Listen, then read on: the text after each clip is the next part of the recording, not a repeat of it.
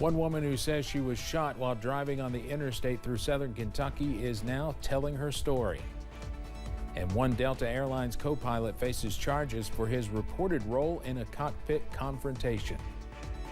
Plus, we are tracking dry weather through this weekend. Your forecast on the way as Mountain News First at 4 continues. Mountain News First at 4 continues. Erica Ponder says she was simply driving through Kentucky when someone shot her. That happened several weeks ago on Interstate 75 in Rockcastle County. WYMT's Phil Pendleton spoke to her today and has this update. The shooting happened a few miles south of here on Interstate 75, somewhere around the 52-mile marker. Erica Ponder tells me that she was simply driving to a work assignment in Pennsylvania when she heard a boom. She looked down, she felt something on her leg.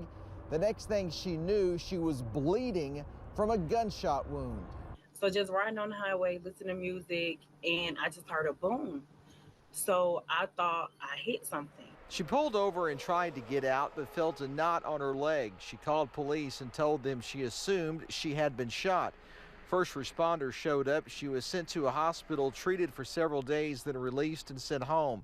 And now, 2 weeks later, she still doesn't know why she was shot. It was initially called out as a possible road rage incident, but Ponder doesn't believe that happened. She said she had just gotten back on the highway after stopping for gas and food, and there were a few other cars on the highway with her. Really hard to answer because I don't know, especially not being from Kentucky, and then it just happens out of nowhere. Ponder says she is still recovering from her injuries. She is receiving a lot of help, she says, from her family and friends in Georgia. Police here in Rockcastle County say that they are still investigating, but there is nothing new to release at this time. In Rockcastle County, Phil Pendleton, WYMT Mountain News. Now, if you were driving on the interstate in Rockcastle or Laurel counties about 10:30 on the night of October 17th and may have seen something unusual, you're asked to call police.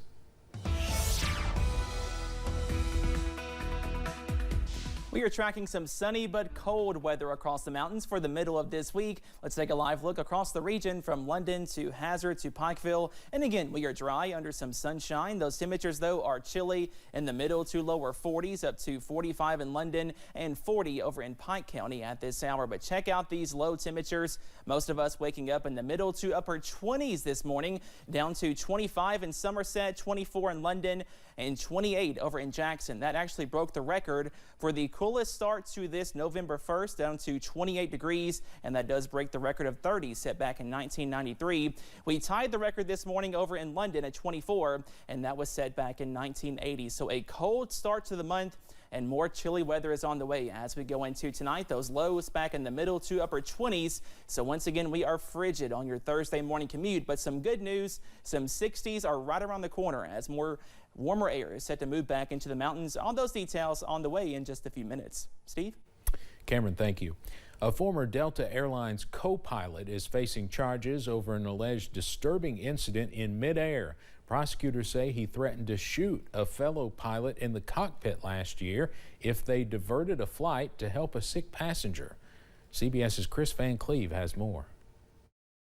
A cockpit confrontation involving a gun mid-flight.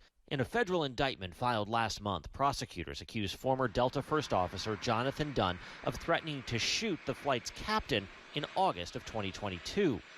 The Department of Transportation's Inspector General's office says Dunn allegedly had a disagreement with the captain who wanted to divert the flight due to a passenger medical event.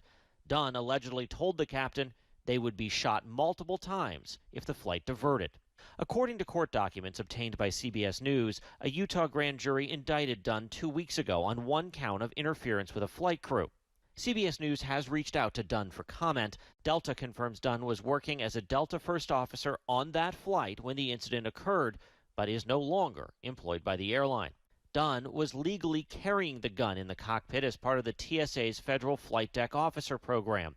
Pilots go through 60 hours of training, allowing them to be armed when working on a domestic flight.